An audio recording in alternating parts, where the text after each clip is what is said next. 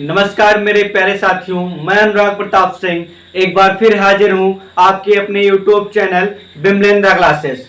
दोस्तों, मिशन 2020 15 दिसंबर के अंतर्गत 12वें लेक्चर में हम देखेंगे NTPC 2017 के प्रीवियस ईयर प्रश्न, प्रीवियस ईयर के कुछ क्वेश्चन जो 2020 में आने की संभावना है।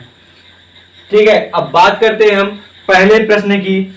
तो हम देखेंगे कंप्यूटर के संदर्भ में एपलेट है, आपको ऐसे दिया रहेगा और ऑप्शन दिया रहेगा कंप्यूटर के संदर्भ में एपलेट है। तो आप क्या क्या बताएंगे?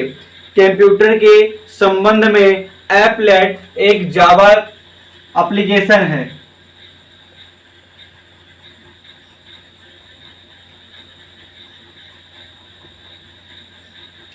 क्या है? कंप्यूटर के संदर्भ में एपलेट जावा एप्लीकेशन है। इसके बाद दूसरे प्रश्न की हम बात करते हैं। प्रतिबिंब की ऊंचाई के वस्तु की ऊंचाई से अनुपात को कहा जाता है। यानी कि प्रतिबिंब की ऊंचाई और वस्तु की ऊंचाई के अनुपात को क्या कहा जाता है? तो आप लोग क्या जवाब देंगे? रैखिक आवर्धन।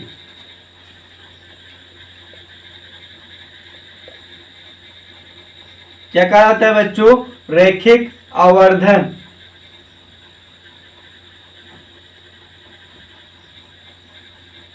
रैखिक आवर्धन कहा जाता है। और तीसरा प्रश्न आपका है पाइथन है। ऐसे पूछा रहेगा क्या है? पाइथन है। तो ये भी कंप्यूटर से रिलेटेड प्रश्न है। पाइथन एक प्रोग्रामिंग लैंग्वेज होता है। क्या होता है? पाइथन एक प्रोग्रामिंग लैंग्वेज होता है।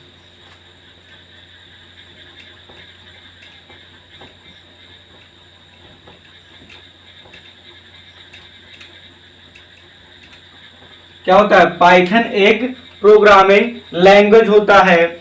और चौथा प्रश्न बहुत ही इंपॉर्टेंट है। हर्बल का नियम किससे संबंधित है? यानी कि हर्बल जी ने जो नियम दिया था वो किससे संबंधित है? तो आप बताएंगे खगोलकी।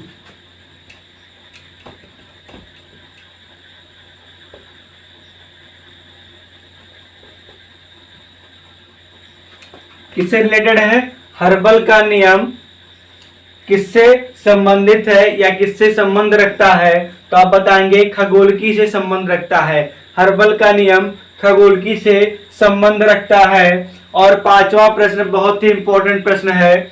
पृथ्वी की सतह पर पलायन वेग लगभग है। यानी कि पृथ्वी से आप किसी भी वस्तु को कितनी स्पीड में फेंकेंगे जो कि पृथ्वी से लौट के ना आए?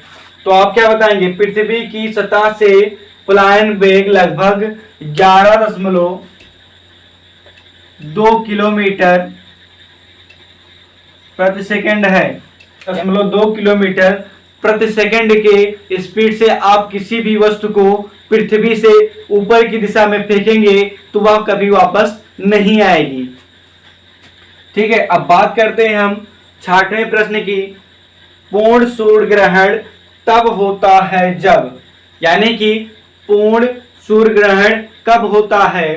तो आप लिखेंगे सूर्य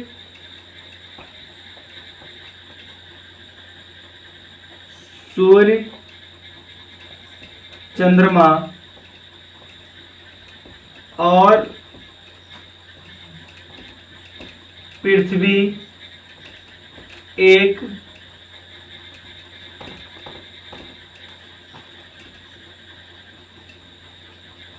सीधी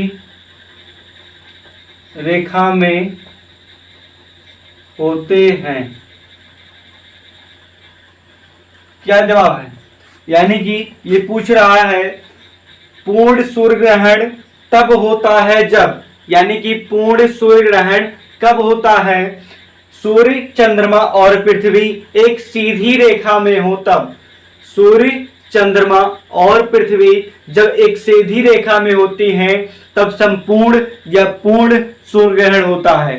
ठीक है, अब बात करते हैं हम 7वें प्रश्न की। आप जुड़े रहिए।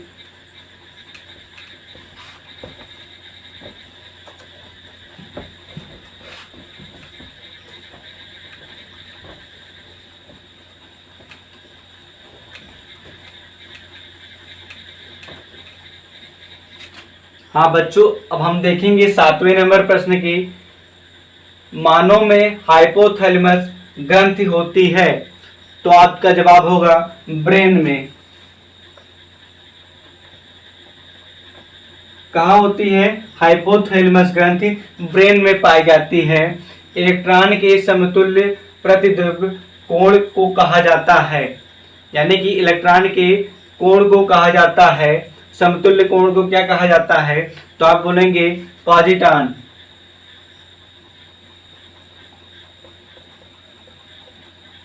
क्या कहा जाता है बच्चों? पॉजिटॉन कहा जाता है। ठीक है, यहां तक क्लियर है।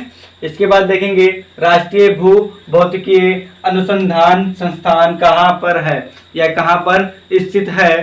तो आपका जवाब होगा हैदराबाद।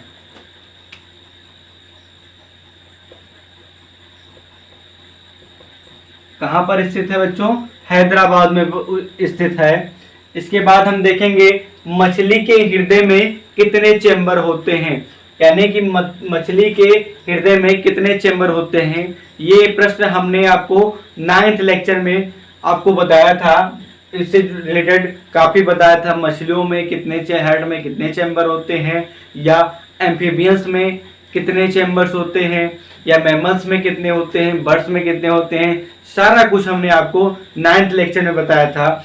आज हम उसी से एक प्रश्न उठ के आया है, मछली के हृदय में कितने चेंबर होते हैं? तो आपको बताना है 2। कितना आप बताएंगे? 2 चेंबर होते हैं। मछलियों के हृदय में 2 चेंबर होते हैं। इसके बाद डीजल रेल इंजन कारखाना कहाँ है? आपसे पूछा जाएगा डीजल रेल इंजन कारखाना कहाँ है? तो आप बताएंगे बनारस में। कहाँ है बच्चों? वाराणसी में। वाराणसी में है। इसके बाद 12 नंबर क्वेश्चन देखेंगे, लोहे पर जंग लगना किसका उदाहरण है? यानी कि लोहे पर जंग लगना किसका उदाहरण है? तो आप क्या बताएंगे? यह एक केमिकल चेंज होता है। क्या होता है? बहुत रासायनिक परिवर्तन होता है।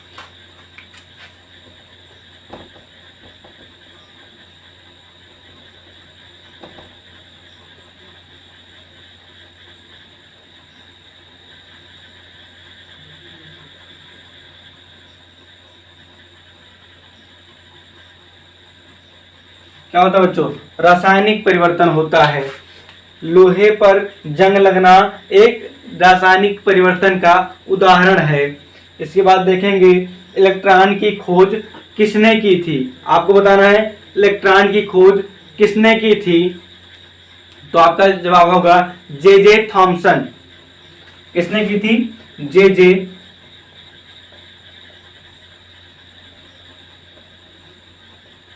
किसने की थी बच्चों? जे थॉमसन ने की थी इलेक्ट्रॉन की खोज। एक बार हम रिवाइज करा देते हैं। मानव में हाइपोथैलेमस ग्रंथि कहाँ पाई जाती है? ब्रेन में पाई जाती है। इलेक्ट्रॉन के समतुल्य कोण को कहा जाता है, तो आप क्या बताएंगे? पॉजिटॉन कहा जाता है। राष्ट्रीय भू भौतिकीय अनुसंधान संस्थान कहाँ स्थित है? तो आप बताएंगे हैदराबाद में है। मछली के हृदय में कितने चेंबर होते हैं? तो आप बताएंगे 2 चेंबर होते हैं। डीजल रेल इंजन कारखाना कहाँ स्थित है या कहाँ है? तो आपका जवाब होगा वाराणसी में है। लोहे पर जंग लगना किसका उदाहरण है? तो लोहे पर जंग लगना रासायनिक परिवर्तन होता है। इलेक्ट्रॉन की खोज किसने की थी? तो जे थॉमसन जी ने इलेक्ट्रॉन की खोज की थी।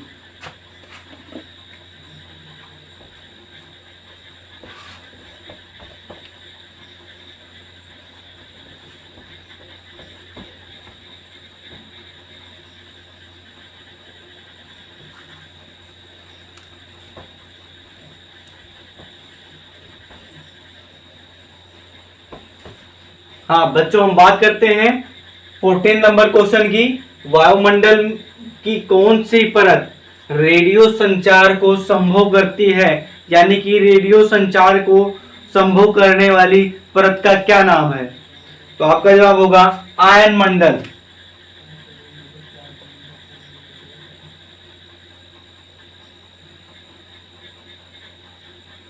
क्या है? तो आयन मंडल एक ऐसी परत होती है वायुमंडल की जो रेडियो संचार को संभव करती है, या बिना इसके रेडियो संचार संभव नहीं है। इसके बाद हम बात करते हैं कंप्यूटर के संदर्भ में GUI किसका संक्षिप्त रूप है। तो आप क्या बताएंगे, GUI ग्राफिकल यूजर इंटरफेस किसका संक्षिप्त रूप है, ग्राफिकल यूजर इंटरफेस का संक्षिप्त रूप है। इसके बाद बात करते हैं हम 16 नंबर क्वेश्चन की, अंतरिक्ष विज्ञान में किस विषय को सम्मिलित नहीं किया गया है, किस विषय को मिलाया नहीं गया है। तो आपका जवाब होगा मिलाया नहीं जाता है। तो क्या जवाब होगा, मानव संस्कृति।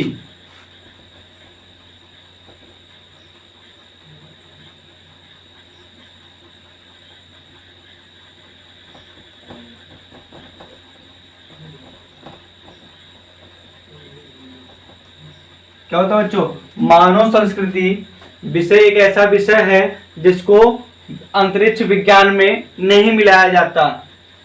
पादप और सूक्ष्म जीव किसकी गुणवत्ता सुधारने में सहायक होते हैं। तो आप बताएंगे वायु जिससे हम सांस लेते हैं, किसकी गुणवत्ता सुधारने में काम आते हैं। पादप और सूक्ष्म जीव वायु को सुधारने में सहायता करते हैं। किसको, वायु को। वायु जिससे हम सांस लेते हैं।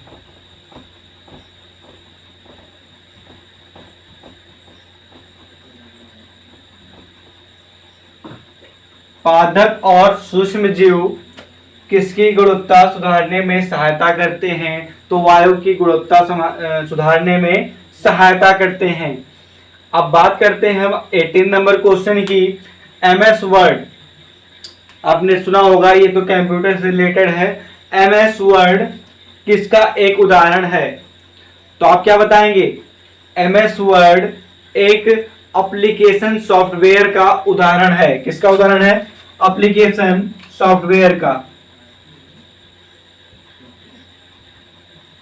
एप्लीकेशन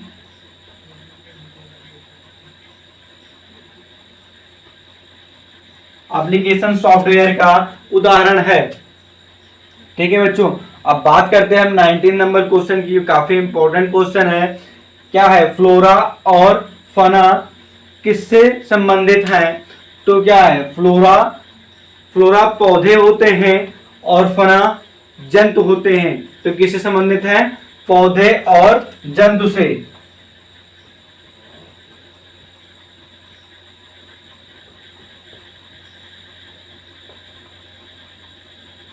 किससे संबंधित होते हैं, फ्लोरा और फना पौधे तथा जंतु से संबंधित होते हैं। Last one question is most important question, ये बहुत ही महत्वपूर्ण प्रश्न है। WHO ने सितंबर 2016 में किसको मलेरिया मुक्त देश घोषित किया था। WHO यानी कि वर्ल्ड हेल्थ ऑर्गेनाइजेशन, विश्व स्वास्थ्य संगठन ने सितंबर 2016 में किस देश को मलेरिया मुक्त देश घोषित किया था। तो आपका जवाब होगा श्रीलंका।